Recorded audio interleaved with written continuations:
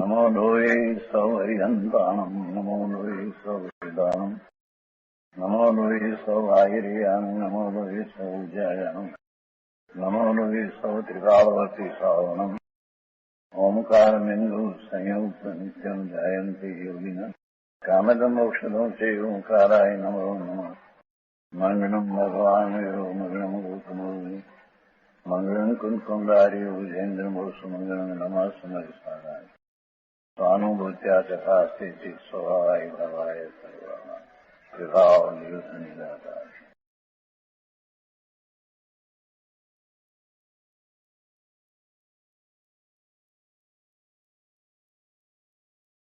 समय सार भगवान कुंकुंदाचार्य रचित समय सार तथा भगवान अमृतचंद्राचार्य रचित आत्मख्याति टीका कलश सहित એનો સ્વાધ્યાય ચાલે છે। એમાં બંધ અધિકારમાં કળશ 178 ચાલે છે। કળશ 178 માં એ વાત આવી કે પરદ્રવ્યનું અને પોતાના ભાવનું નિમિત્ત નૈમિતિકપણું જાણી સમસ્ત પરદ્રવ્યને ભિન્ન કરવામાં એટલે ત્યાગવામાં આવે ત્યારે સમસ્ત રાગાદી ભાવોની સંતતિ કપાઈ જાય છે। એટલે કે રાગાદી ભાવો પછી ઉત્પન્ન જ થતા નથી અને ત્યારે આત્મા પોતાનો જ અનુભવ કરતો થકો કર્મના બંધનને કાપી પોતામાં જ પ્રકાશે છે। માટે જે પોતાનું હિત ચાહે છે તે એવું કરો। અમૃતચંદ્રાચાર્ય ભગવાને આ કળશમાં ઉપદેશ પણ સાથે આપી દીધો છે। અત્યાર સુધીની ગાથાઓમાં જે વાત આવી કે પરનું લક્ષ કરતા પર દ્રવ્ય છે એનું લક્ષ કરતા જીવને જે રાગાદી ભાવ થાય છે એ નૈમિતિક છે અને પેલું પરદ્રવ્ય છે તે નિમિત્ત છે। આવું નિમિત્ત નૈમિતિકપણું છે એ જ સંસાર ભ્રમણનું કારણ છે। આત્મા પોતે તો ત્રિકાળ શુદ્ધ છે, પોતે પોતાના સ્વભાવ ભાવે પરિણમે છે એટલે એનું આ વિભાવ ભાવે પરિણમન થવું રાગાદી ભાવે પરિણમન થવું એમાં પરદ્રવ્ય છે તે નિમિત્ત છે। એ દ્રવ્ય અને પોતાને જે ભાવ થયા એ ભાવ એટલે એ નિમિત્ત અને આ નૈમિતિકપણું એ આત્માને હોય નહીં, એ આત્મામાં નથી। આત્મા તો ત્રિકાળ શુદ્ધ છે। અહીંયા એ વાતને સમજાવી છે કે નિમિત્ત નૈમિતિકપણું તમે બરાબર સમજો જાણો અને પછી સમસ્ત પરદ્રવ્યને ભિન્ન કરવામાં આવે ત્યાગવામાં આવે એટલે કે સમસ્ત પરદ્રવ્યોનું લક્ષ છોડી દેવામાં આવે। સમસ્ત પરદ્રવ્યોનું લક્ષ છોડી દેવામાં આવે એટલે એમ સમસ્ત નિમિત્તનું લક્ષ છોડતા હવે એના નિમિત્તે થતા એટલે બધા જ પરદ્રવ્યોના નિમિત્તે થતા રાગાદી ભાવો પણ ઉત્પન્ન થતા નથી એટલે એમ સમસ્ત રાગાદી ભાવોની સંતતિ કપાઈ જાય છે। એટલે કે હવે નવા કર્મનો બંધ થતો નથી, એમ એ કર્મના બંધનને કાપી અને આત્મા પોતાને અનુભવ કરતો પોતામાં જ પ્રકાશે છે। માટે આચાર્ય ભગવાન એમ કહે છે કે જે પોતાનું હિત ચાહે છે તે તેવું કરો। કેવું કરો? સમસ્ત પરદ્રવ્યોનું નિમિત્ત છોડો, એનો ત્યાગ કરો એટલે કે એના લક્ષ્ય ન થાઓ। આપણે આ કળશ એનો અર્થ અને પૂજ્ય ગુરુદેવ કાંજી સ્વામીએ આ કળશ ઉપર આપેલ પ્રવચનના મહદ અંશો કર્યા છે। આજે શેષ અંશો લઈએ છીએ।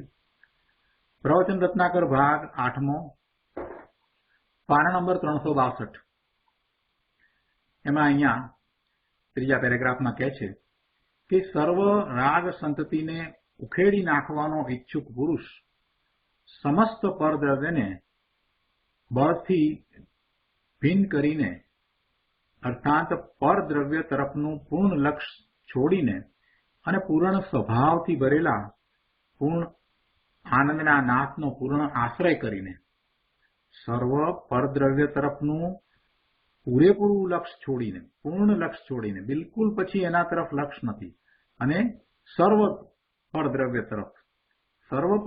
તરફ હવે બિલકુલ લક્ષ નથી, પૂર્ણપણે એનું લક્ષ છોડ્યું. અને લક્ષ કોનું કર્યું?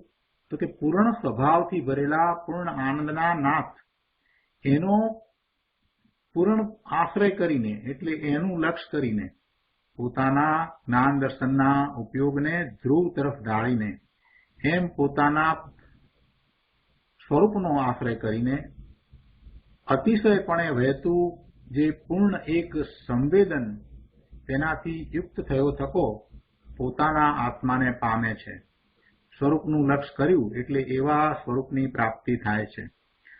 પરનો પૂર્ણ આશ્રય છોડ્યો એટલે અહીં સ્વસ્વરૂપના પૂર્ણ આશ્રયમાં આવ્યો.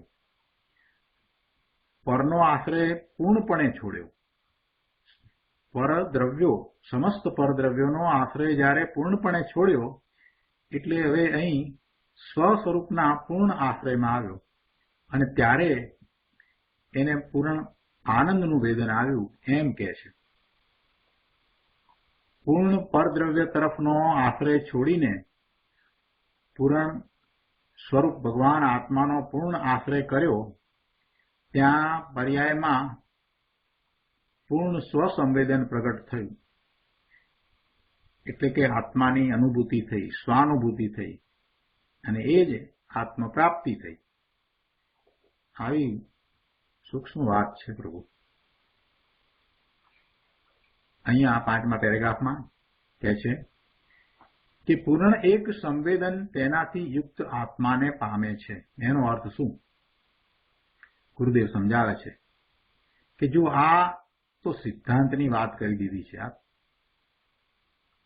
પૂર્ણ એક સંવેદન તેનાથી યુક્ત આત્મા, આત્માને માટે આ બધા વિશેષણ મૂક્યા છે. સંવેદનથી યુક્ત, અને સંવેદન પણ કેવું? પૂર્ણ. પૂર્ણ એક સંવેદન તેનાથી યુક્ત આત્મા. આત્મા તો સંવેદન સહિત જ છે, અને પૂર્ણ સંવેદન સહિત છે.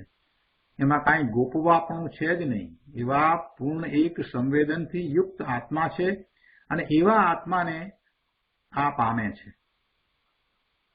ભગવાન પૂર્ણ આનંદના નાથને પૂર્ણ અવલંબનતા, પૂર્ણ એક સ્વસંવેદનની પ્રગટતા સહિત તે આત્માને પામે છે.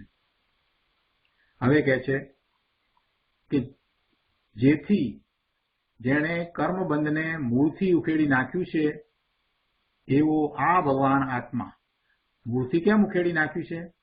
કેમ કે એને સમસ્ત પરદ્રવ્યોનું લક્ષ છોડ્યું છે. સમસ્ત પરદ્રવ્યોનું એણે લક્ષ છોડ્યું છે. એનાથી એણે પ્રતિક્રમણ કર્યું છે. સમસ્ત પરદ્રવ્યોનું લક્ષ છોડ્યું છે એટલે જેણે કર્મબંધને મૂળથી ઉખેડી નાખ્યું છે. કેમ કે સમસ્ત પરદ્રવ્યોનું લક્ષ છોડ્યું છે એટલે હવે રાગાદી ભાવો ઉત્પન્ન થતા જ નથી, અને એમ એ કર્મબંધનું મૂળ ઉખેડી નાખ્યું છે. એવો આ ભગવાન આત્મા પોતામાં જ સ્ફુરાયમાન થાય છે. સ્વરૂપ વિશે જ એ સ્ફુરાયમાન થાય છે, સ્વરૂપને જ જાણવા વાળો થાય છે. આગળ 363મા પાના ઉપર કહે છે કે જે પૂર્ણ એક સંવેદન એનાથી યુક્ત આત્માને પામે છે ત્યારે એણે કર્મને મૂળમાંથી છોડી દીધું છે, ઉખેડી નાખ્યું છે. પૂર્ણ આનંદના વેદનની દશા અત્યંત નિર્મળ અને નિર્વિકાર. સમસ્ત વિકારની સંતતિનો જેમાં નાશ થયો છે એવી પૂર્ણ આનંદની દશા અદ્ભુત અલૌકિક છે. સ્વરૂપનો અનુભવ અલૌકિક છે. કોઈ લૌકિક આનંદ ને સ્વરૂપનો અનુભવ થાય ત્યારે જે અતિન્દ્રિય આનંદ છે એ આનંદ સાથે સરખાવી શકાય નહીં. ઇન્દ્રિયો વિના જે આનંદનો અનુભવ થાય છે, જે આનંદનું વેદન થાય છે, એ વેદન સાથે લૌકિક કોઈ પણ આનંદને સરખાવી ન શકાય. એ આનંદની તોલે લૌકિક દ્વારા પ્રાપ્ત થતો જે આનંદ છે એ કંઈ નથી, કંઈ વિષાત્મા નથી. એટલે એવો અદ્ભુત અલૌકિક આનંદ તે વખતે અનુભવમાં આવે છે. આગળ ગુરુદેવ કહે છે કે આવો ધર્મ ને આવી રીત. અત્યારે તો એ સાંભળવા મળવા એ દુર્લભ છે પ્રભુ. અહીં શું કહે છે કે જેને આત્માની પૂર્ણ આશ્રયની દશા પ્રગટી, એની દશા પૂર્ણ થઈ ગઈ, એને કર્મ પૂર્ણ ઉખડી ગયા, વિકારની સંતતિ પૂર્ણ નાશ પામી અને પૂર્ણ આનંદના ધારાવાહી સંવેદનની દશા પ્રગટી. કર્યું શું એણે? સ્વરૂપનું લક્ષ્ય કર્યું. કઈ રીતે કર્યું? તો કે સમસ્ત પરદ્રવ્યોનું લક્ષ્ય છોડીને સ્વરૂપનું લક્ષ્ય કર્યું. એમ થતાં એ વિકારની સંતતિ પૂર્ણપણે નાશ પામી અને સ્વરૂપનું લક્ષ્ય કર્યું એટલે પૂર્ણ આનંદના ધારાવાહી સંવેદનની દશા પ્રગટી. બે વસ્તુ સાથે જ થાય. લક્ષ બહારમાં હતું, એને અંદરમાં ફેરવ્યું એટલે બહાર તરફથી લક્ષ હટીને અંદર આવ્યું એટલે હવે પરનું લક્ષ્ય રહ્યું નહીં. સ્વનું લક્ષ્ય કરવું એમાં બે વાત સમાય છે. સ્વનું લક્ષ્ય થાય છે અને પર તરફથી લક્ષ્ય ખસીને અંદર તરફ આવે છે. એટલે પર તરફથી લક્ષ્ય ખસ્યું એટલે હવે પરના નિમિત્તે થતા ભાવ પણ થતા નથી. પોતે સ્વનું લક્ષ્ય કરે છે તો શું થાય છે? એક તો પોતે પોતાના સ્વરૂપનું લક્ષ્ય કરતા અતિન્દ્રિય આનંદનો અનુભવ કરે છે એટલે એના પરિણામ નિર્મળ થાય છે, સમ્યક દર્શન સમ્યક જ્ઞાનના પરિણામ થાય છે. અને સાથે ને સાથે એ લક્ષ્ય સ્વનું થયું છે એટલે હવે એનું લક્ષ્ય પરમાં નથી. એટલે પરના લક્ષ્યને કારણે થતા જે વિકારી ભાવ વિભાવ ભાવ પણ થતા નથી અને એને કારણે આશ્રવ અને બંધ પણ થતા નથી. બે ફાયદા છે, એક સાથે બે લાભ થાય છે. કર્મનો બંધ પડતો નથી અને બીજું સ્વરૂપનો અનુભવ થાય છે, આનંદની પ્રાપ્તિ થાય છે, વિતરાગી પર્યાય થાય છે. બે વસ્તુ સાથે થાય છે. કઈ રીતે થાય છે? સ્વનું લક્ષ્ય કરતા. એ વાત ગુરુદેવે અહીંયા સમજાવી છે. એટલે બંને વાતને સાથે લઈને ગુરુદેવ સમજાવે છે. કહે છે કે જેને આત્માની પૂર્ણ આશ્રયની દશા પ્રગટી, એની દશા પૂર્ણ થઈ ગઈ, એને કર્મ પૂર્ણ ઉખડી ગયા, વિકારની સંતતિ પૂર્ણ નાશ પામી અને પૂર્ણ આનંદના ધારાવાહી સંવેદનની દશા પ્રગટી. અહીં ધારાવાહી કીધું ને, એટલે કે નિરંતર એક પછી એક એમ પૂર્ણ નિર્મળ આનંદની ધારા ચાલી એમ કહે છે. જે પૂર્ણ આનંદની દશા પ્રગટી તે કેવી છે? તો કહે છે જેવો પૂર્ણ જ્ઞાન આનંદ સ્વભાવ છે એવી પર્યાયમાં પૂર્ણ જ્ઞાન અને આનંદની પ્રગટતાવાળી છે. જેમ ટકતું તત્વ ત્રિકાળ ધ્રુવ છે તેમ તેના આશ્રયે ટકતી દશા ધારાવાહી ધ્રુવ કાયમ છે. જો અહીંયા થોડું સમજવાનું છે કે જેમ ટકતું તત્વ ત્રિકાળ ધ્રુવ છે, તત્વ ત્રિકાળ ધ્રુવ છે, તેમ એ ધ્રુવના આશ્રયે ટકતી દશા ધારાવાહી ધ્રુવ કાયમ છે. એ દશા એ ટકતી દશા છે. એ ટકતી દશા છે એટલે વર્તમાનમાં કદાચ એ પાછા બહાર આવે છે, પણ એ દશા એવી છે કે એ પછી પૂર્ણપણે જ્યારે પ્રાપ્ત થાય છે, કેવળ જ્ઞાન થાય છે, તો પછી એ દશા જતી નથી. એ ટકતી દશા, કાયમ ટકતી દશા છે. એ ધ્રુવ કાયમ છે. એ ધારાવાહી ધ્રુવ કાયમ છે. એ દશા પછી કાયમ રહે છે. પછી એક વિતરાગી પર્યાય નિર્મળ થયા જ કરે છે, થયા જ કરે છે, થયા જ કરે છે. આ વાત છે. ભાષા તો સાદી છે, ભાવ જે છે તે છે. ગુરુદેવ એમ કહે છે. આગળ કહે છે કે આત્મા શુદ્ધ બુદ્ધ ચૈતન્ય ઘન પ્રભુ અંદર સ્વભાવે સિદ્ધ સમાન જ છે અને જે જ્ઞાન અને આનંદના સ્વભાવે પરિણમે તે આત્મા છે. પણ રાગ અને વ્યવહારમાં પરિણમે તે આત્મા નહીં. પોતાના સ્વભાવે પરિણમે છે તે આત્મા છે, પણ રાગ અને વ્યવહારમાં પરિણમે તે આત્મા નહીં. જેવો પૂર્ણ સ્વભાવ છે તે ભાવરૂપ પૂર્ણ પરિણમે તે આત્મા. તેથી પૂરણનો પૂર્ણ આશ્રય કરીને જેમાં પૂર્ણ કર્મનો નાશ થઈ ગયો છે એવા પૂર્ણ આનંદને વેદે ત્યારે તે પૂરણને પામે છે અને તે આત્મ ઉપલબ્ધિ છે. અહીં કહે છે એવો આ ભગવાન આત્મા પોતામાં જ સ્ફુરાયમાન થાય છે. આવો અપાર મહિમાવંત આત્મા છે કે જેને મૂળમાંથી કર્મ ઉખડી ગયા છે અને પૂર્ણ આનંદનું વેદન પ્રગટ થયું છે તે પોતામાં જ સ્ફુરાયમાન થાય છે. શું અપાર અલૌકિક એનો મહિમા, આત્માનો મહિમા તો અલૌકિક છે. ભગવાન સર્વજ્ઞની વાણીમાં પણ એનો પૂર્ણ મહિમા ના આવી શક્યો એવી એ અદભુત ચીજ છે. શ્રીમદજીએ કહ્યું છે ને કે જે સ્વરૂપ સર્વજ્ઞે દીઠું જ્ઞાનમાં કહી શક્યા નહીં તે પણથી ભગવાન જો, તે સ્વરૂપને અન્ય વાણી તે શું કહે, અનુભવ ગોચર માત્ર રહ્યું તે જ્ઞાન જો. અપૂર્વ અવસરમાં આ વાત આવે છે જેનું વર્ણન નથી થઈ શકતું. શબ્દમાં એ વસ્તુ નથી આવતી. અનુભવની વાત છે એ શબ્દમાં ના આવી શકે. અનુભવની વાત પૂરેપૂરી શબ્દમાં ના આવી શકે. અનુભવની વાતને અનુભવવી જ પડે. અનુભવ વિના એ સમજાય નહીં. કોઈ પણ સ્વાદ છે એનું ગમે તેટલું વર્ણન કરીએ તે છતાંય એ સ્વાદ જ્યાં સુધી ચાખીએ નહીં, અનુભવીએ નહીં, ત્યાં સુધી એનો ખ્યાલ ના આવે. કોઈ પણ સ્થાન છે એનું ગમે તેટલું વર્ણન કરીએ, ચિત્ર બતાવીએ, બધું કરીએ, તે છતાંય ત્યાં જાતે જઈએ અને ત્યાં ઉભા રહી અને ત્યાંના વાતાવરણનો અનુભવ ન કરીએ ત્યાં સુધી આપણને એની મહત્તા સમજાય નહીં. એટલે જે અનુભવવું પડે તો અનુભવવું જ પડે. અનુભવ વિના એ શક્ય નથી. એટલે શબ્દમાં એ બધું આવી શકે નહીં. તીર્થંકર ભગવાન, કેવડી ભગવાન પણ શબ્દમાં એ કહી શકતા નથી.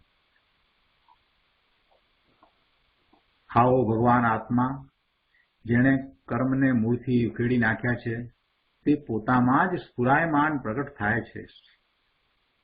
શક્તિ રૂપે હતો તે પર્યાયમાં પ્રગટ થાય છે.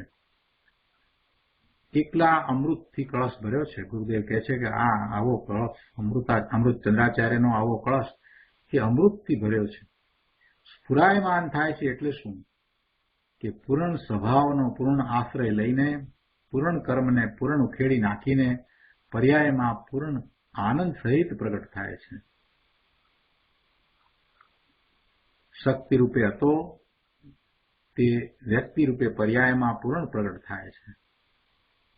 આ અબંધ સ્વભાવી ભગવાન આત્માના આશ્રયનું, અબંધ દશાનું એ રીતે ફળ છે. એ અબંધ દશા રૂપે ફળ છે. હવે આ કળશના ભાવાર્થ ઉપર પૂજ્ય ગુરુદેવે જે પ્રવચન આપ્યું છે એના કેટલાક અંશ લઈએ.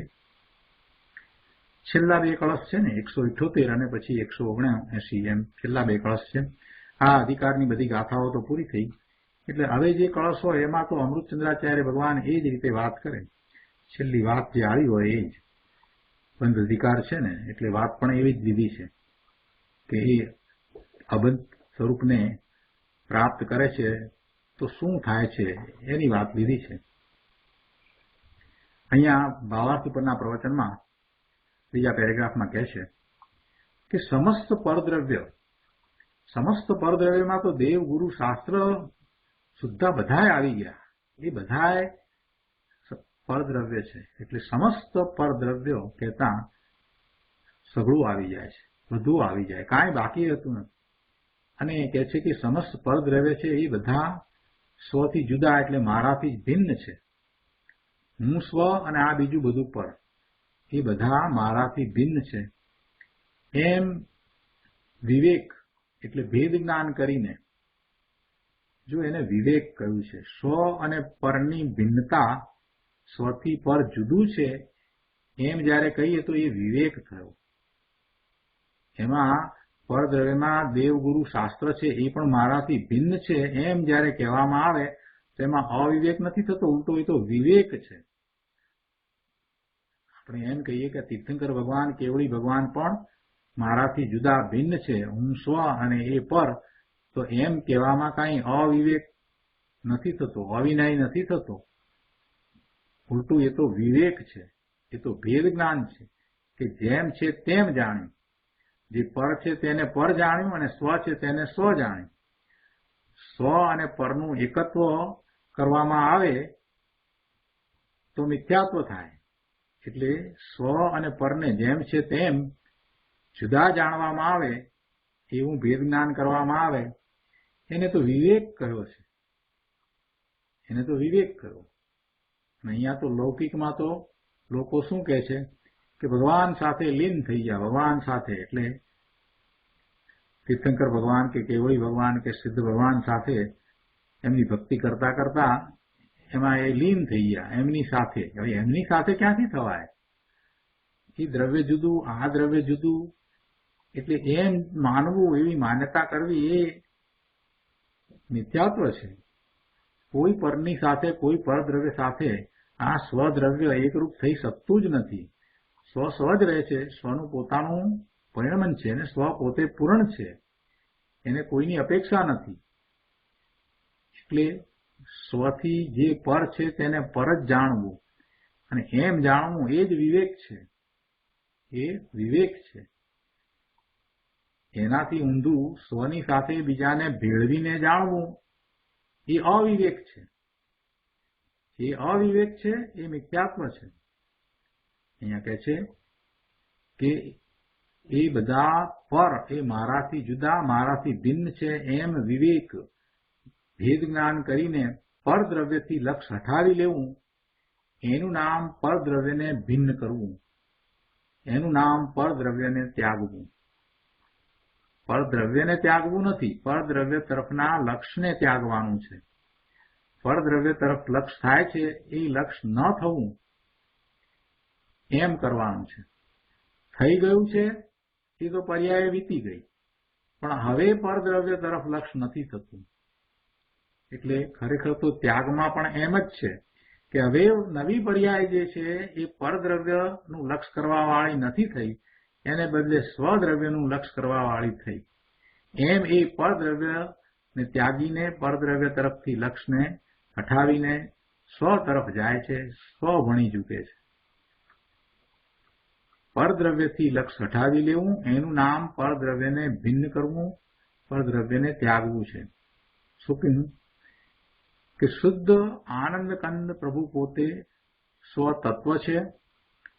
એની પર્યાયમાં જેટલા પુણ્ય પાપના ભાવ થાય, જેટલા શુભ અને અશુભ ભાવ થાય, તે બધા નૈમિતિક ભાવ. એ નૈમિતિક છે અને સામે શું છે? નિમિત્ત તરીકે પરદ્રવ્ય છે. તો એવા પરદ્રવ્યના લક્ષ્ય આ બધા ભાવ થયા. એ શુભ અને અશુભ ભાવ, એ પુણ્ય અને પાપના ભાવ છે.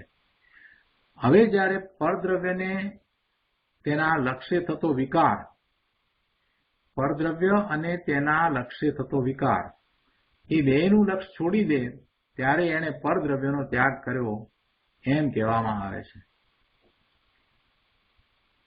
આમ કહ્યું એટલે કોઈએ પ્રશ્ન કર્યો કે કહેવામાં આવે છે તો ખરેખર શું છે? આ કહેવામાં આવે છે કહ્યું એટલે ગુરુદેવ કહે છે કે ખરેખર તો એને પરનો સદા ત્યાગ જ છે. એને એટલે ભગવાન આત્માને ખરેખર તો પરનો સદા હંમેશા ત્યાગ જ છે. અર્થાત આત્મા પરથી રહિત જ છે. એને પરને કદી પોતાનામાં ગ્રહ્યા જ નથી. એટલે એને ત્યાગની વાત જ ક્યાં રહે છે? ગ્રહ્યું હોય તો ત્યાગ થાય ને, ગ્રહણ કરવામાં આવે તો પછી એને છોડવાનો, એને ત્યાગવાનો પ્રશ્ન થાય. એટલે ખરેખર તો એવું છે કે ભગવાન આત્માએ પરદ્રવ્યને ગ્રહ્યું જ નથી, તો પછી એના ત્યાગની વાત જ નથી. એટલે આત્મામાં પરદ્રવ્યના ગ્રહણ ત્યાગ છે જ નહીં. વાસ્તવમાં અનાદિથી એ પોતાના શુદ્ધ ત્રિકાળી સ્વરૂપને ભૂલીને પર વસ્તુ જે નિકટ ઉપસ્થિત છે તેનું લક્ષ્ય કરીને તેના આશ્રય પરિણમે છે. સ્વનો આશ્રય થવો જોઈએ અને સ્વભાવ ભાવે પરિણમવું જોઈએ. એના સ્થાને એ પરનું લક્ષ્ય કરીને એ પરના આશ્રયે પરિણમે છે અને તેથી તેને શુભ કે અશુભ ભાવ થાય છે. એટલે પુણ્ય પાપના ભાવરૂપ વિકાર થયા જ કરે છે. હવે જ્યારે તે પરનું લક્ષ્ય છોડી પરનો આશ્રય છોડે છે તો તે નૈમિતિક વિકારને પણ છોડે છે. એટલે એવા નૈમિતિક વિકારનું પણ પ્રત્યાખ્યાન થઈ જાય છે. પ્રતિક્રમણ અને પ્રત્યાખ્યાન થાય છે અને ત્યારે એણે પરદ્રવ્યનો ત્યાગ કર્યો એમ કહેવામાં આવે છે. બાકી એક વસ્તુમાં બીજી વસ્તુ જાય એમ તો 3 કાળમાં બની શકે નહીં. એટલે કે આ સ્વદ્રવ્ય આત્મા એની અંદર પરદ્રવ્ય ઘૂસે, આ આત્મામાં પરદ્રવ્ય પ્રવેશે એમ તો ભૂતકાળમાં બન્યું નથી, વર્તમાનમાં બનતું નથી અને ભવિષ્યમાં બનશે પણ નહીં. એક વસ્તુ છે એમાં બીજીનો અભાવ છે. એકની અંદર બીજીનો સદભાવ નથી, એકમાં બીજીનું હોવાપણું નથી. જેનું અસ્તિત્વ જેમાં છે તે તેમાં જ છે. એક વસ્તુનું અસ્તિત્વ એની પોતાની અંદર રહ્યું છે, એ બીજીની અંદર એનો અભાવ છે. તો એ ક્યાંથી બીજામાં જાય, બીજામાં ભળે?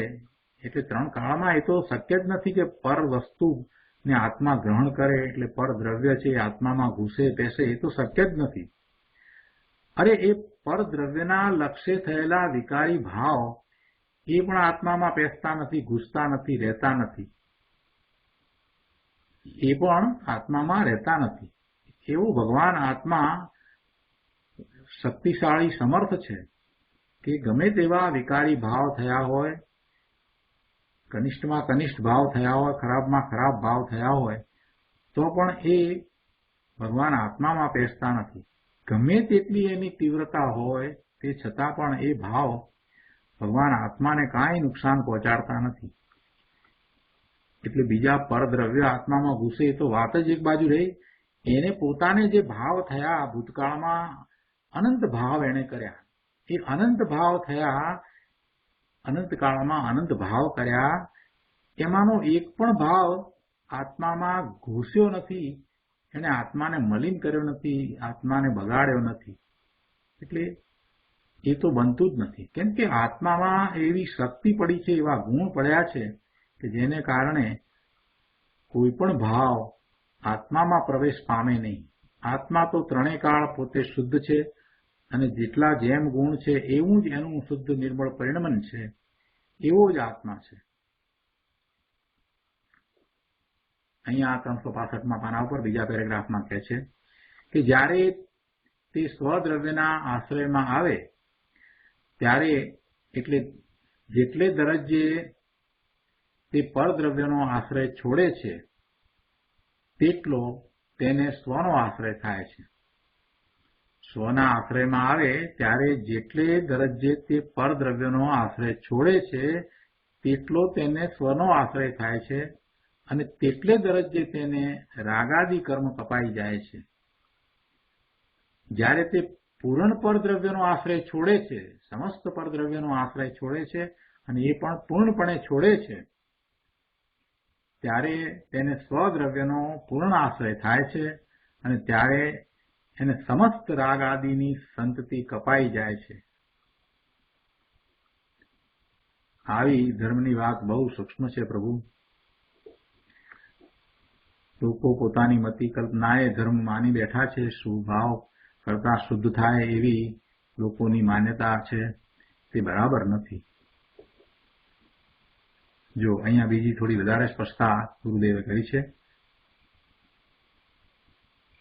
4થા પેરેગ્રાફથી કહે છે કે શું થાય?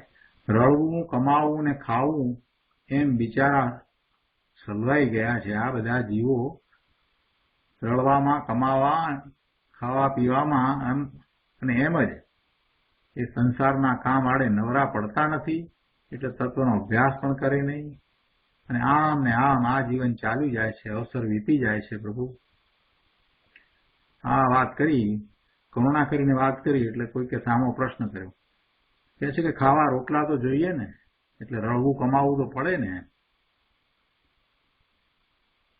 ગુરુદેવે સરસ ઉત્તર આપ્યો છે કે એ આયુષ્ય લઈને આવ્યો છે તે એને રોટલા નહીં મળે. એ અહીંયા આ મનુષ્યની પર્યાયમાં આવ્યો છે અને એનું આયુષ્ય છે, તો એટલું આયુષ્ય સુધી એ રહેવાનો છે, તો પછી એને રોટલા નહીં મળે. અને આયુષ્ય નહીં હોય તો પછી રોટલા શું કરશે? રોટલાથી કઈ આયુષ્ય વધવાનું છે? કહેવાનો આશય એ છે કે મનુષ્ય પર્યાયમાં આવ્યો છે તો અનેક પ્રકારના પુણ્ય લઈને આવ્યો છે. સમજતો એમને એમ નથી આવ્યો. જે થાય છે એનો દ્રષ્ટા જ્ઞાતા થઈને જીવશે તો પણ એમ છે, અને વલોપાત કરીને જીવશે તો પણ એમ છે. જે પુણ્ય લઈને આવ્યો છે એ પ્રમાણે એના ઉદયો આવશે. જે પાપ કર્મ બાંધીને આવ્યો છે એના પણ ઉદયો આવશે, અને જીવન તો એમ પૂરું થશે જ.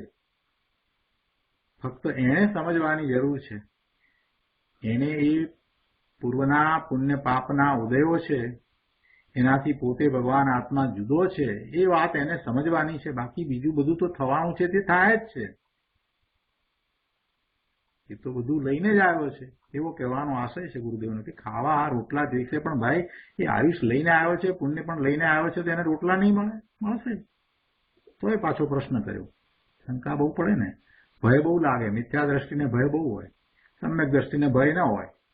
શંકાઓ પણ મિથ્યા દ્રષ્ટિને ઘણી હોય, સમ્યક દ્રષ્ટિને શંકા ન હોય. આશંકા થાય કોઈક એવી વાત સમજવા માટે, પણ શંકા ન હોય. અહીંયા તો શંકા પડે એટલે ભય પણ લાગે, એટલે પછી પ્રશ્ન પૂછી નાખે છે. કહે છે કે પણ ધંધો લઈને આવ્યો છે, રોટલા જોઈશે એમ વાત કરી, પછી કે ધંધો લઈને આવ્યો છે. પછી પૂછશે કે આ શું, પછી કઈક પૈસાની જરૂર તો પડે ને, બધું એ તો બધું કરવું તો પડે ને. એવી બધી વાતમાંથી એ ઊંચો જ નહીં આવે. એને વિશ્વાસ નથી બેસતો ને, એટલે એને હજી પોતાના સ્વરૂપનું મહાત્મા આવ્યું નથી, એનો વિશ્વાસ નથી આવ્યો, અને પોતાના સ્વરૂપથી જુદા આ કર્મના ઉદય છે, પોતાના સ્વરૂપથી જુદા આ કર્મના ઉદય છે, એ વાત હજી એને સમજાઈ જ નથી. અને કર્મના ઉદયને કારણે જે પ્રાપ્ત થાય છે એને એ એમ સમજે છે કે પોતાની મહેનતથી પ્રાપ્ત થાય છે. મહેનતથી નથી, વર્તમાનમાં એ કઈ પુરુષાર્થ કરે છે એટલે એને આ બધું મળે છે એમ નથી. એ તો કર્મના ઉદયને કારણે એ બધા સંયોગો પ્રાપ્ત થાય છે. એ માલ મિલકત બધું જે કંઈ મળવાનું છે તે મળ્યા કરે છે. હવે વર્તમાનમાં આવી દશા છે, બધું મળી રહ્યું છે, તો પછી નકામાનો શું કરવા ઊંધામાં કરી રહ્યો છે? ગુરુદેવનું એમ કહેવું છે કે ભાઈ તારા સ્વરૂપને વિશે તું સ્થિરતા કરવાનો પુરુષાર્થ કરને પ્રભુ, તારા સ્વરૂપને જાણને, તારા સ્વરૂપમાં જાને, એમ કહેવું છે. એટલે આ જે પ્રશ્ન છે એના જે જવાબ આપ્યા છે એ આપણે માટે બહુ મહત્વના છે, સમજવા જેવું છે કે ભાઈ તું આયુષ્ય લઈને આવ્યો છે તો તને રોટલા નહીં મળે, એ તો ક્યાંથી બનવાનું છે? એને બધું જે મળવાનું છે તે મળવાનું જ છે. તું વિશ્વાસ રાખ, તું વિશ્વાસ રાખ. આપણે આપણા સંતાનો માટે પણ ઘણી વખત ખોટા નકામાના ચિંતાતુર થઈ જઈએ છીએ. આપણને એમ છે કે આનું શું થશે, આ છોકરાનું શું થશે, હવે આ આમ કરે છે તેમ કરે છે. અરે પ્રભુ, તમારા ઘેરે એ જન્મ્યો છે અને તમને આટલી બધી અનુકૂળતાઓ મળી છે, તમને આટલું બધું મળ્યું છે, તો એ તમારે ઘેરે જન્મ્યો છે એનો અર્થ એ છે કે એ પણ એવું જ પુણ્ય લઈને આવ્યો છે જેવું તમે લઈને આવ્યા છે, એટલે તો એ તમારે ત્યાં જન્મ્યો છે. અને અત્યારે તમને તો એ કાર અને આ બધી અનુકૂળતાઓ આવતા તમને તો વર્ષો લાગ્યા, પણ એ તો જન્મથી જ એ બધું લઈને આવ્યો છે, એટલે એને તો જન્મતાની સાથે જ એ બધી અનુકૂળતાઓ પ્રાપ્ત થઈ ગઈ. તમારા કરતા વધારે એનું પુણ્ય છે. શાંતિથી સમજવા જેવી વાત છે કે આપણને જે વસ્તુઓ 40 વર્ષની ઉંમરે, 35 વર્ષની ઉંમરે જે બધી અનુકૂળતાઓ અને સુવિધાઓ અને જે બધું મળ્યું છે એ પેલાને તો નાનપણથી જ મળી ગયું છે. બરાબર છે ને? તો એનું પુણ્ય કેટલું, આપણા કરતા વધારે કે ઓછું? એ એવા પુણ્ય લઈને જ આવ્યો છે, એ બધું જ લઈને આવ્યો છે. એને શું ભણવાનું છે, શું કરવાનો છે, એ બધું જ સ્પષ્ટ છે. એમાં કાંઈ ચિંતા કરવાની, એને તતડાવવાની ને એની પર ગુસ્સો કરવાની ને ક્રોધ કરવાની ને એની ટીકા કરવાની જરૂર નથી. સમજાવીએ કે આપણને એવો ભાવ આવે એટલે સમજાવીએ, આપણે સાથે કુટુંબમાં રહે છે એટલે કોઈક વાત કહીએ, પણ એમાં આપણે વિચલિત થઈ જવાની જરૂર નથી. એનું પુણ્ય લઈને જ આવ્યો છે. આ વાતને બરાબર સમજવાની જરૂર છે.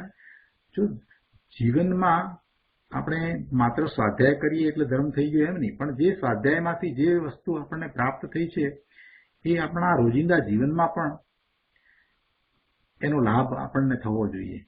આ માન્યતા આપણે સ્વીકારી લઈએ કે જગતના જીવો પોતાના પુણ્ય લઈને આવ્યા છે અને બધા પોતપોતાના પુણ્યને કારણે એ સુવિધાઓ પ્રાપ્ત કરે છે, અથવા તો પાપ લઈને આવ્યા છે તો એને કારણે થઈ એને દુઃખી થાય છે.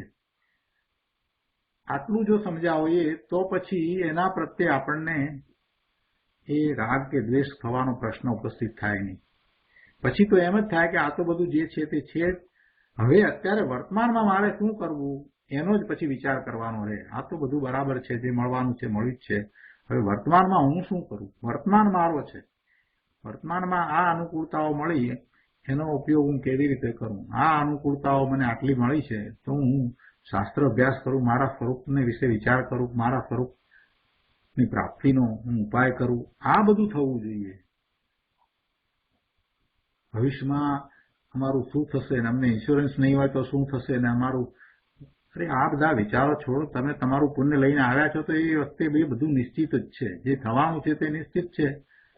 નકામા એની પાછળ તમારો સમય ગુમાવી દો છો. પ્રભુ, જીવન બહુ ટૂંકું છે અને આવી મનુષ્યની પર્યાય મળવી બહુ મુશ્કેલ છે, દુર્લભ છે. એનો ઉપયોગ કરી લેવો જોઈએ. અહીંયા પાછો પ્રશ્ન કર્યો ને કે પણ કે ધંધો એ લઈને આવ્યો છે. ગુરુદેવ ઉત્તર આપે છે કે ના, એ ધંધો લઈને આવ્યો નથી. બહારમાં એને જે ધંધો ચાલે છે એ તો એના ધંધાના કારણે ચાલે છે. ધંધો ધંધાના કારણે. એમાં આત્માને શું કરવાનું? એના ધંધા માટેના એના લક્ષ્ય થતા ભાવ એ કરે છે. એ ન કરે અને જો સ્વ તરફ વળે તો ન્યાલ થઈ જાય. પણ એ એમ તો કરતો નથી. એ પર વસ્તુ છે એનું એ શું કરે? પર વસ્તુને કરે કોણ? ધંધો તો પર વસ્તુ થઈ. એ પર વસ્તુ લઈને નથી આવ્યો. અને બહારમાં એનો એ જે ધંધો ચાલે છે એ એના કારણે ધંધો ચાલે છે અને એ પર વસ્તુને એ કાંઈ કરતો નથી. એ ધંધો એ પર વસ્તુ છે. એને આત્મા કરે કદી ના કરે. અને ધંધાના લક્ષ્યે એ અનેક પ્રકારના અશુભ ભાવ કરે છે. એ એનો વિપરીત પુરુષાર્થ છે. એ અપ્રતિક્રમણ છે. એ એના સ્વભાવથી વિરુદ્ધ વર્તન છે. એને ભગવાન આત્મા કયો છે, એને સિદ્ધ સમાન કયો છે, અને છતાંય જો એ એવા વિપરીત ભાવે પરિણમે તો એને કાંઈ શોભતું નથી. એટલે ગુરુદેવ સમજાવે છે કે ભાઈ એ અશુભ ભાવ કરે છે, એ એનો ઊંધો પુરુષાર્થ છે, વિપરીત પુરુષાર્થ છે, અને તે નવીન છે, નવો થઈ રહ્યો છે. કેમ કે વર્તમાનમાં એને જે કર્મના ઉદય મળ્યા છે તો એવા કર્મના ઉદયના લક્ષ્ય એને થવું એવું તો કોઈ દબાણ નથી, એવું કોઈ કમ્પેલ કરતું નથી, કોઈ એવું પ્રેશર કરતું નથી. ને છતાંય જો એ એવા અશુભ ભાવ કરે છે તો એ ભાવ તો અત્યારે વર્તમાનમાં નવા કર્યા. પરના લક્ષ્ય, ધંધાના લક્ષ્ય જે અનેક પ્રકારના અશુભ ભાવ કર્યા એ તો નવા થયા. અને આ નવા થયા ભાવ એના કારણે એવા આશ્રવ અને નવા બંધ પણ થશે. અને એ જ સંસાર પરિભ્રમણનું કારણ છે. આ શરીરનું તું કાંઈ ન કરી શકે ત્યાં પછી ધંધાનું શું કરે? જેની તું સૌથી નજીક છે એવું આ શરીર, એનું પણ તું કાંઈ કરી શકતો નથી. આ શરીર ગરડું થાય છે એને તું રોકી શકતો નથી. દાંત પડી જાય છે ને વાળ ધોળા થાય છે ને કરચલીઓ પડે છે, એમાંની કોઈ વસ્તુને તું રોકી તો શકતો નથી. નકામાનો શા માટે અભિમાનમાં રહી ગયો છે? અમારી હેલ્થ આમ ને અમે આમ હેલ્થ ચેકઅપ કરાવીએ ને અમારો ડોક્ટર આમ ને આનું આમ ને. અરે ભાઈ, ડોક્ટરે મરી ગયા. આંખના ડોક્ટરે આંધળા થયા અને કાર્ડિયોલોજીસ્ટ છે એને કાર્ડિયાક એટેક આવી ગયા, એમને બાયપાસ થઈ ગઈ. શું કેવું? ઓર્થોપેડિક સર્જન છે એના હાડકા એવા ભાંગ્યા કે સંધાયા નહીં અને કોડખા પણ રહી ગઈ. એટલે એવા ખોટા અભિમાન કરવા જેવું છે જ નહીં. જો ને શરીરમાં લકવો થાય, પક્ષઘાત થાય, તો પછી એ શરીરનું કાંઈ કરી શકે છે? એ ઈચ્છે એમ હલાવી શકે છે? હલાવવાના ગમે તેટલા ભાવ કરે પણ એ હલાવી શકતો નથી, પથારીમાંથી ઊભો થઈ શકતો નથી. અરે એ પક્ષઘાત થતો હોય તો એને રોકી શકતો નથી, પોતે ડોક્ટર હોય તોય રોકી શકતો નથી. બાપુ એ તો જળ માટી ભાઈ, એ ભગવાન આત્માથી સદાય ભિન્ન વસ્તુ છે. એનું તું શું કરે? એનું તું કાંઈ કરી ના શકે, એનું તું કાંઈ કરી શકતો નથી. છતાં અરે એને અનાદિનું આવું અભિમાન કે હું કરું, શરીરનું હું કરું, મારા સ્વજનો બધા સગા સંબંધીઓ છે બધાનું હું ધ્યાન રાખું. એને અહીં કહે છે કે જ્યારે તે સમસ્ત પરનું લક્ષ છોડે છે ત્યારે પરના સંબંધે થતા રાગાદી ભાવોને પણ છોડે છે. અર્થાંત રાગાદીની સંતતિ એને કપાઈ જાય છે, પછી રાગ ઉત્પન્ન થતા નથી. અને ત્યારે આત્મા પોતાનો જ અનુભવ કરતો થકો કર્મના બંધનને કાપી પોતામાં જ પ્રકાશે છે. 366માં પાના પર અહીંયા આગળ કહે છે કે પોતાનો જ અનુભવ કરતો થકો. એમ કહ્યું ને, એટલે કે જ્યારે સર્વ પરદ્રવ્યથી હઠી, એટલે કે સર્વ પરદ્રવ્યનું લક્ષ છોડીને શુદ્ધ એક જ્ઞાન આનંદ ઘન પ્રભુ આત્મામાં એકાગ્ર થઈ ગયો, એના જ ધ્યાનમાં રહે છે, ત્યારે ધર્મ થાય છે, ત્યારે વિતરાગી પરિણામ થાય છે, અને ત્યારે કર્મ કપાય છે. કેમ કે સ્વરૂપને વિશે જ્યારે એ લીનતા કરે છે તો એ વખતે એને સંવરની દશા છે, અને એ વખતે નવા કર્મ બંધાતા નથી, અને પૂર્વના કર્મની ઘણી નિર્જરા થાય છે, શુદ્ધિની વૃદ્ધિ થાય છે. આ પ્રમાણે કર્મ બંધનને કાપી પોતે પોતામાં જ પ્રકાશે છે. જેવો અંદર ચૈતન્ય સ્વભાવ છે તેવો સ્વદ્રવ્યના ધ્યાનમાં જતા પર્યાયમાં પ્રગટ પ્રકાશે છે. સ્વનું લક્ષ કરતા આનંદનો જ અનુભવ થાય, સ્વનું લક્ષ કરતા શાંતિનો અને સુખનો જ અનુભવ થાય. કેમ કે એવો આત્માનો સ્વભાવ છે, જ્ઞાન આનંદ સ્વભાવ છે, તો એનો જ અનુભવ થાય, બીજો શેનો અનુભવ થાય? જેવા ગુણ હોય એવો સ્વભાવ હોય, અને એનું લક્ષ કરતા એવો અનુભવ થાય. એટલે સ્વદ્રવ્યના ધ્યાનમાં જતા એ એવા ચૈતન્ય સ્વભાવનો અનુભવ થાય છે, એટલે આનંદનો અનુભવ થાય છે. એ પર્યાયમાં પ્રગટ પ્રકાશે છે. વર્તમાન જ્ઞાનની પર્યાય પરલક્ષે થઈ હતી, એ પર્યાયને સ્વ તરફ વાળતા એમ જ્યારે કહેવામાં આવે ત્યારે સમજવાનું એ છે કે એ પર્યાય તો ગઈ, પણ હવે નવી પર્યાય એ સ્વ તરફ વળી છે.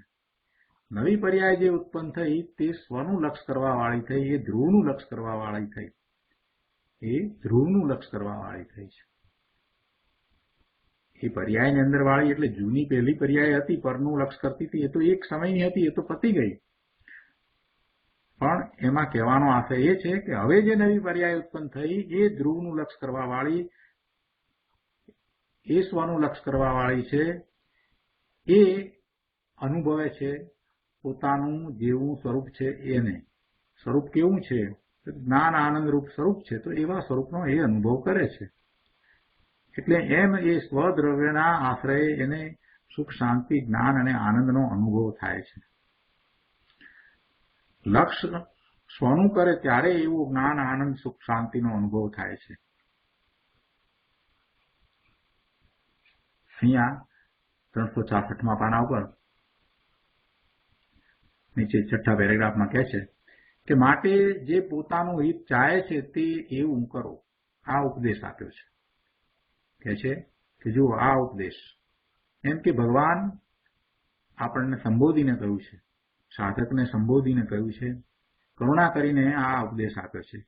કહે છે કે તારી વર્તમાન દશામાં અહિત છે, તારી વર્તમાન દશામાં અહિત છે. કેમ કે તને પરદ્રવ્યનું લક્ષ છે. પરદ્રવ્ય અને પરદ્રવ્યના લક્ષ્ય થતા ભાવથી તું સંતુષ્ટ થાય અને તેમાં સ્વામીપણું કરે, એ તારું અહિત છે, એ તારું હિત નથી. પરદ્રવ્યના લક્ષ્ય થતા ભાવ શુભ ભાવ હોય તો પણ એ શુભ ભાવ પણ એ તારું અહિત કરનાર છે, હિત કરનાર નથી. એ શુભ ભાવનું પણ સ્વામીપણું તને છે તો તને તારું અહિત થાય છે. શુભ ભાવ થાય પણ શુભ ભાવનું સ્વામીપણું ન હોય. શુભ ભાવ સારા છે, શુભ ભાવ ઇષ્ટ છે, શુભ ભાવ લાભદાયક છે એમ ન હોય. શુભ ભાવ તો થશે જ. શુદ્ધ ભાવમાં નથી એટલે શુભ ભાવ તો થશે જ. સાધકને શુદ્ધ ભાવ નથી તો વિશેષતાથી શુભ ભાવ હોય અને ગૌણપણે એને અશુભ ભાવ ક્યારેક એવા પણ હોય. પણ શુભ ભાવની જ વિશેષતા હોય, વધારે તો શુભ ભાવ જ હોય. પણ શુભ ભાવ હોય છતાં એ શુભ ભાવનું ઇષ્ટપણું એ સ્થાપિત કરતા નથી કે આ બરાબર છે, આ સારા છે. એને જસ્ટિફાય નથી કરતા કે આ બરાબર છે, શુભ ભાવ જે છે એ જ બરાબર છે, એ જ ધર્મ છે, એમ નથી. શુભ ભાવ આવે છે પણ જ્ઞાની છે, એને પોતાના સ્વરૂપને જાણ્યું છે, અનુભવ્યું છે, એટલે એ શુભ ભાવથી જુદું પોતાનું સ્વરૂપ છે એ દ્રષ્ટિ હંમેશા રહે છે. એવી દ્રષ્ટિ હંમેશા રહે છે. એટલે એ શુભ ભાવના સ્વામી થતા નથી.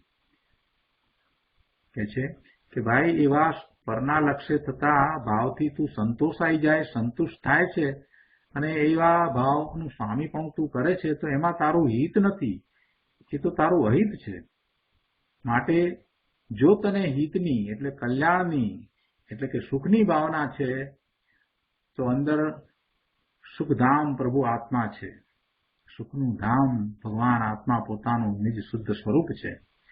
તેમાં જા, તેમાં રમણતા કર, તેનો અનુભવ કર ને તેમાં રમણતા કર અને પછી એમાં સ્થિરતા કર. સમસ્ત પરદ્રવ્યના વલણથી છૂટી સ્વદ્રવ્યના વલણમાં જા.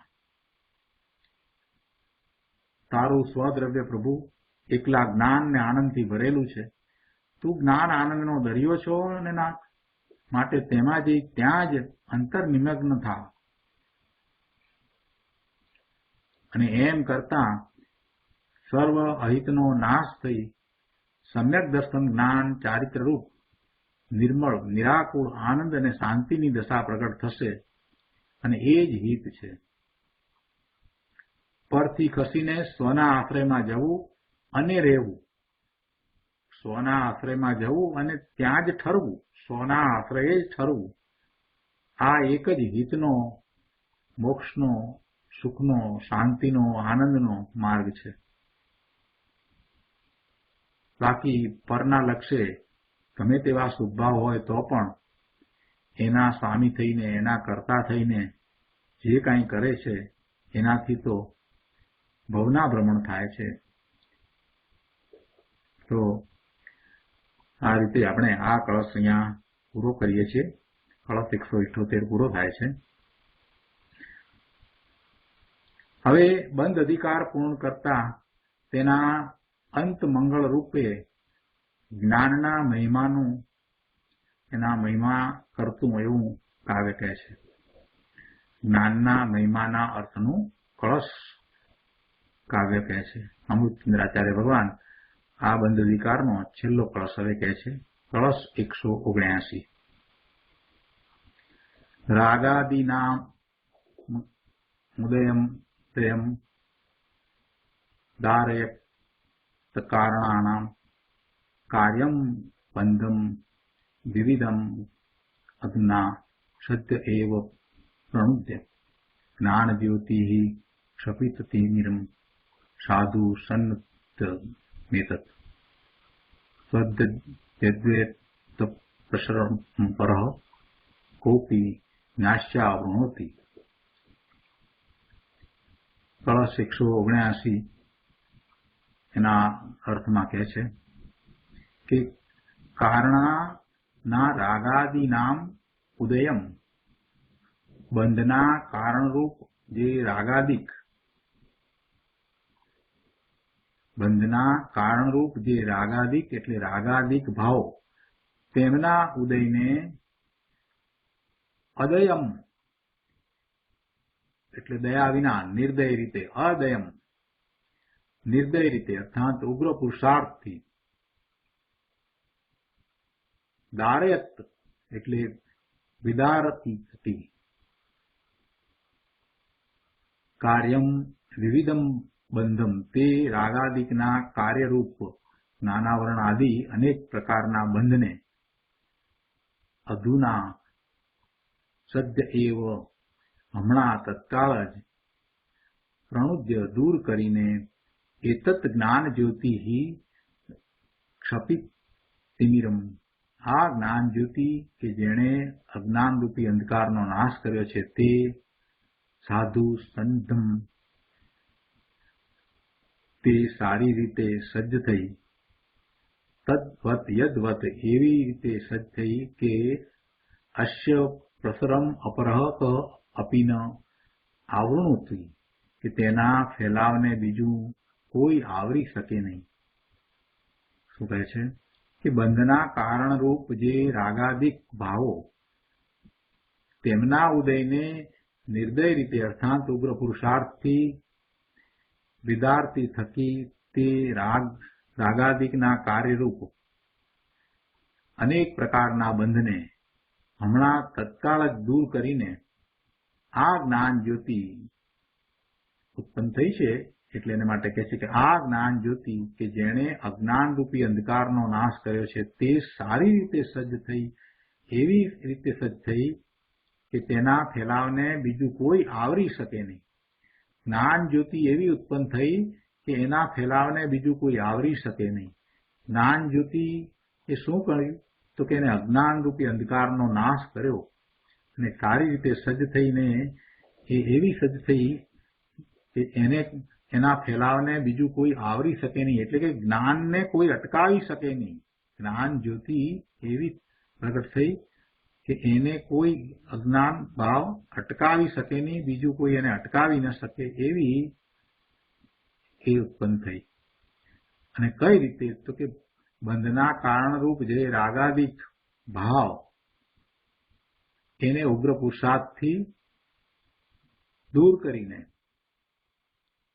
એ એવા પુરુષાર્થથી એને રાગાદિકને પૂર્ણપણે દૂર કરીને એટલે કે અનેક પ્રકારના કર્મના બંધ છે એને પણ હમણાં જ એને દૂર કરીને, કેમ કે રાગાદિક ભાવો ગયા છે એટલે હવે કર્મોના બંધ પણ ગયા છે. અને એમ એ જ્ઞાન જ્યોતિ દ્વારા એ થયું છે અને એ જ્ઞાન જ્યોતિને હવે કોઈ અટકાવી ન શકે, આવરી ન શકે એમ એનો ફેલાવ થયો છે. એટલે જ્ઞાનનો અહીંયા મહિમા કર્યો છે કે જ્ઞાન દ્વારા જ આ થયું છે. ભાવાર્થમાં કહે છે કે જ્યારે જ્ઞાન પ્રગટ થાય છે રાગાદિક રહેતા નથી, તેમનું કાર્ય જે બંધ તે પણ રહેતું નથી. ત્યાર પછી તેને એટલે કે જ્ઞાનને આવરણ કરનારું કોઈ રહેતું નથી, તે સદાય પ્રકાશમાન જ રહે છે. આવું જ્ઞાન પ્રગટ થયું છે. જ્ઞાન જ્યોતિ પ્રગટ થાય છે એ વાત લગભગ બધા અધિકારમાં છેલ્લા કળશમાં અમૃતચંદ્રાચાર્ય ભગવાને જુદી જુદી રીતે લીધું છે. અહીંયા પણ એ જ વાત કરી છે. આ ગાથા ઉપર પૂજ્ય ગુરુદેવે આપેલ પ્રવચનના અંશ આપણે લઈએ. પાન નંબર 367 ઉપર કળશ 179 શ્લોકાર્થ ઉપરનું પ્રવચન. એમાં અહીંયા કહે છે કે બંધના કારણરૂપ જે અનાદિથી રાગ દ્વેષ મોહના ભાવો છે, જે બંધનું કારણ છે, રાગ દ્વેષ મોહના ભાવો એ બંધનું કારણ છે, એટલે બંધના કારણરૂપ છે એમ કહ્યું. એવા ભાવો એનો આત્માના અતિ ઉગ્ર આશ્રય વડે નાશ કરી દે છે. એ રાગ દ્વેષના ભાવોનો નાશ કરે છે. એ કેવી રીતે નાશ કરે છે કે ઉગ્ર પુરુષાર્થ વડે નાશ કરી દે છે. હવે રાગાદિ શું છે એની જો લોકોને સમજણ ન પડે તો પછી બીજાનું આમ ભલું કરી દઉં, જગતનું કલ્યાણ કરી દઉં ને બીજાની સેવા કરું ને જગત, એ બધી વાત ક્યાં રહી? જગતના કામો હું કરું એ બધી વાત કેવી રીતે બને? જગતના સુખના પંથે દોરી જોઉં બીજાઓને, એ ભાવ છે એ બધા બંધના કારણરૂપ રાગાદી ભાવ છે. પુણ્ય અને પાપના બધાય ભાવ, બીજાને સુખી દુખી કરવાના બધા ભાવ છે એ બધા રાગાદી ભાવ છે. પરમાં કાંઈ પણ કરવાના ભાવ છે એ બધા રાગાદી ભાવ છે. એવા રાગાદી ભાવની માટે કહે છે કે તેમના ઉદયને સ્વભાવના ઉગ્ર પુરુષાર્થથી નિર્દય રીતે નાશ કરે છે. પોતાના સ્વભાવનું લક્ષ્ય કરે છે એટલે પુરુષાર્થ તો આખો સ્વભાવ તરફ થયો છે. પોતે સ્વરૂપનું લક્ષ્ય કરે છે, ધ્રુવનું લક્ષ્ય કરે છે, અને આ બાજુ જે રાગાદીનું કારણ એવા કર્મના ઉદય છે એ બધા ખરી જાય છે. કર્મના ઉદયો એના કારણે ખરી જાય છે, એના કારણે ખરી જાય છે, એનું લક્ષ્ય થતું નથી, એટલે નવા રાગાદી ભાવ ઉત્પન્ન થતા નથી, એમ એનો નાશ થાય છે. પણ નાશ થવામાં એનો પુરુષાર્થ તો સ્વલક્ષ્ય થાય છે. એનો પુરુષાર્થ કાંઈ પેલા ઉદયો આવ્યા છે જે 12મા પરિણામ દેખાય છે, એને કર્મના ઉદયને કારણે જે સંયોગો દેખાય છે ત્યાં નથી. સંયોગો અને દૂર કરવાનો પ્રયત્ન પુરુષાર્થ કરવો એ નરી મૂર્ખાઈ છે, બીજું કાંઈ નથી. એ થઈ શકતું પણ નથી. સંયોગોમાં રહ્યા, એ સંયોગોને ટાળવાનો જે પુરુષાર્થ કરે છે, મહેનત કરે છે, એ પુરુષાર્થ નથી, એ ઊંધો પુરુષાર્થ છે. સંયોગો તો સંયોગોને કારણે રહ્યા, પણ સંયોગો તરફનો દ્રષ્ટિકોણ બદલવો. સંયોગો મારા નથી, સંયોગો મને નુકસાન કરતા નથી કે લાભ કરતા નથી, હું એનાથી જુદો ભગવાન આત્મા શુદ્ધ છું, ત્રિકાળ જ્ઞાયક છું, આનંદની મૂર્તિ છું, સુખનો સાગર છું, એમ પોતાના સ્વરૂપનું મહાત્મ્ય લાવી અને સ્વરૂપ તરફ વળવું. અને એમ થતાં હવે પછી નવા સંયોગો એવા ઉત્પન્ન નહીં થાય.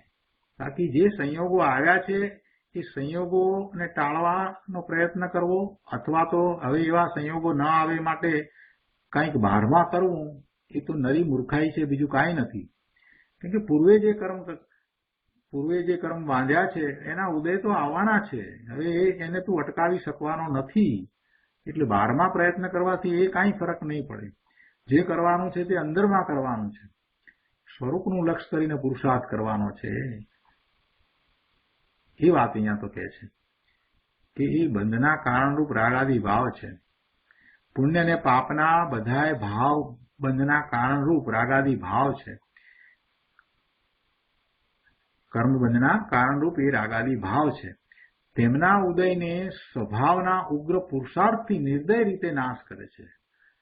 પુરુષાર્થ ક્યાં છે? સ્વભાવના લક્ષ્ય છે. પોતાના સ્વરૂપમાં પોતાનું પૂર્ણ શુદ્ધ સ્વરૂપ છે એને જાણીને પુરુષાર્થ તો કરવાનો છે. એટલે પુરુષાર્થ અંદરમાં કરવાનો છે અને નક્કામાંનો એ બહારમાં મહેનત કરે છે, જેથી કાંઈ ફાયદો નથી.